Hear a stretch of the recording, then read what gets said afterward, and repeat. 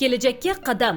Bu shunchaki loyiha emas, balki davlatimiz rahbarining 2025-yil 14-fevralda qabul qilingan oliy ta'lim bitiruvchilarining ishga joylashishiga ko'maklashish bo'yicha qo'shimcha chora-tadbirlar to'g'risidagi qarorda belgilangan vazifalar ijrosini ta'minlashga qaratilgan amaliy mexanizmdir. Ushbu tashabbus yosh mutaxassislarning bandligini ta'minlash, ularni mehnat bozori talablariga moslashtirish, eng muhimi yoshlarning tashabbus va g'oyalarini qo'llab-quvvatlashni o'z oldiga maqsad qilib olgan. Qisqa fursat ichida loyiha minglab yoshlarning orzu intilishlariga qanot bo'la oldi. Ularni aniq maqsad, ishonch va harakat atrofida birlashtirdi. Aytish joizki, Andijon viloyati ushbu loyihani ilk bor tajribada sinab ko'rgan hududlardan biri edi. Bugun esa uning imkoniyatlaridan eng samarali foydalanayotgan hudud sifatida ham e'tirof etilmoqda. Bitiruvchi talabalarning innovatsion g'oyalarini qo'llab-quvvatlash, jamiyatga integratsiyasini mustahkamlash va bandligini ta'minlash maqsadida ilgari surilgan Kelajakka qadam loyihasi qisqa fursat ichida o'z natijasini ko'rsata boshladi.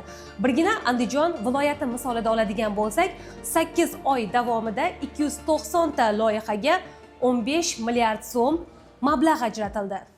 Xususan, qahramonimiz ham Andijon davlat tibbiyot institutida tahsil olgan yillariyoq kelajakka oid aniq rejalarni shakllantirib olgan edi. U o'z biznesini yuritish, xususiy tibbiyot muassasasi tashkil etib, viloyat aholisiga zamonaviy tibbiy xizmat ko'rsatishni niyat qilardi. Vaqt o'tib orzular asta-sekin real hayotga ko'cha boshladi. Oilaviy klinika tashkil etildi. Biroq bu bilan cheklanib qolmasdan faoliyatini kengaytirish, xizmat turlarini ko'paytirish istagi tug'ildi. Ana shu maqsadni amalga oshirishda Kelajakka qadam loyihasi hal qiluvchi ahamiyat kasb etdi. Dastur doirasida u o'z biznes rejasini takomillashtirish uchun imtiyozli kreditga ega bo'ldi. Ajratilgan sarmoya aniq maqsadga, puxta reja asosida yo'naltirildi. Natija esa kutilganidan ham yuqori bo'ldi. Klinika faoliyati kengaydi, yangi ish o'rinlari yaratildi. Aholiga xizmat ko'rsatish sifat jihatidan yangi bosqichga chiqdi.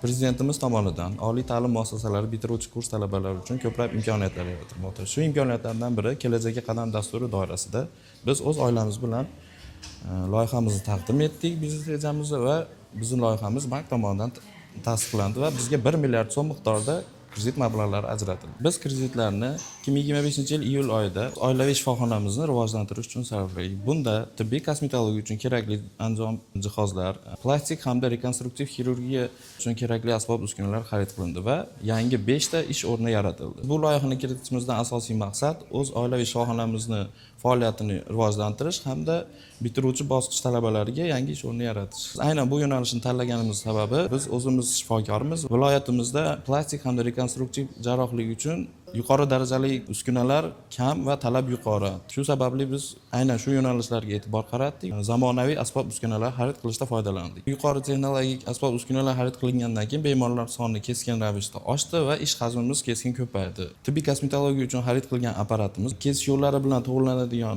muolajalarni kam invaziv usulda o'tkaziladi. Loyiha tufayli bugun viloyatimizda bunday lider yoshlar safi kundan kunga ortib bormoqda. Birgina Andijon davlat tibbiyot institutini oladigan bo'lsak, so'nggi 1 yil ichida 47 nafar bitiruvchining tashabbus va biznes g'oyalari moliyalashtirildi. Ana shuncha yoshlarning g'oyalari hayotga tatbiq etildi. Intilishlari qo'llab-quvvatlandi. O'z kuchiga bo'lgan ishonchi mustahkamlandi. Hurmatli prezidentimiz tashabbusi bilan joriy etilgan Kelajakka qadam loyihasi bugun yoshlarimizga keng imkoniyatlar yaratmoqda. Xususan bizning Andijon davlat tibbiyot institutida ham bugunga qadar 50 ga yaqin bitiruvchi talabamiz 4 milliarddan ziyod imtiyozli kredit olib, o'z faoliyatlarini olib borishmoqda va o'zlarini g'oyalarini amalga oshirib, yoshlarni ish bilan ta'minlashga, yangi ish o'rinlarini yaratishda faol ishtirok etishmoqda. Va aynan ushbu loyihada bu talaba qizlarimizni ham faol ishtirok etayotganligi barchamizni birdek quvontiradi. Bank xodimlari tomonidan bizning institutimizda Kelajakka qadam loyihasi doirasida markaz tashkil etilgan va bugungi kunda ular targ'ibot ishlarini jadal ravishda olib borishmoqda va talabalarimiz o'z g'oyalari bilan, takliflari bilan o'z loyihalarini moliyalashtirishmoqda. Bu loyiha bizni bugungi kundagi eng dolzarb masalalardan yoshlarni bandligini ta'minlash bo'yicha olib borayotgan amaliy ishlarning natijasidir.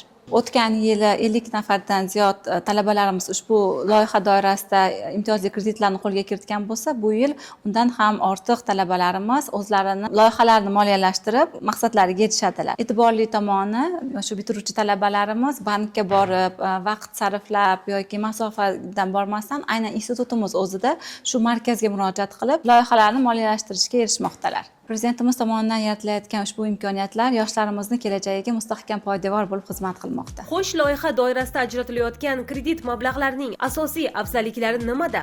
Yoshlar, ayniqsa xotin-qizlar uchun yana qanday imtiyoz va qulayliklar nazarda tutilgan? Muhtaram Prezidentimizning 61-sonli qarori asosida oliy ta'lim tashkilotlari bitiruvchilarini ish bilan ta'minlash hamda ularni tadbirkorlikka yo'naltirish bo'yicha Milliy bank mas'ul bank qilib biriktirilgan. Bugungi kunda Milliy bankda 10 million so'mgacha o'z-o'zini band qilgan holda plastik kartalarga to'g'ridan-to'g'ri tushish orqali kreditlar ajratilyapti. 50 million so'mgacha bo'lgan kreditlarimiz sug'urta to'lovi asosida 18% dan 7 yilga kreditlarimiz ajratilyapti. Va undan yuqorisi 50 million so'mdan 1 milliardgacha bo'lgan kreditlarimiz garov asosida ajratiladi. Bu kreditlarimiz 7 yil muddatga 24 oy imtiyozli davr bilan beriladi. Yillik 18% stavkada.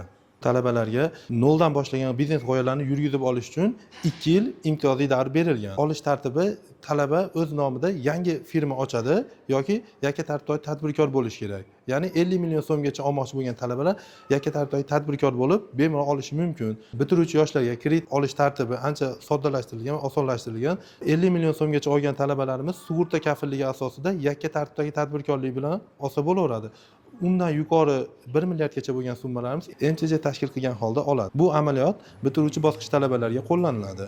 Aytish mumkinki, kelajakka qadam yoshlarni faqat ish bilan ta'minlashgina emas, balki ularni mustaqil fikrlaydigan, tashabbuskor va jamiyat ravnaqiga hissa qo'sha oladigan yetakchi kadrlar sifatida kamol toptirishga xizmat qilayotgan loyihadir. Ushbu tashabbus orqali yoshlarning kelajakka bo'lgan ishonchi mustahkamlanmoqda. G'oyalar amalga oshirilyapti. Orzular esa aniq reja va harakatga aylanmoqda.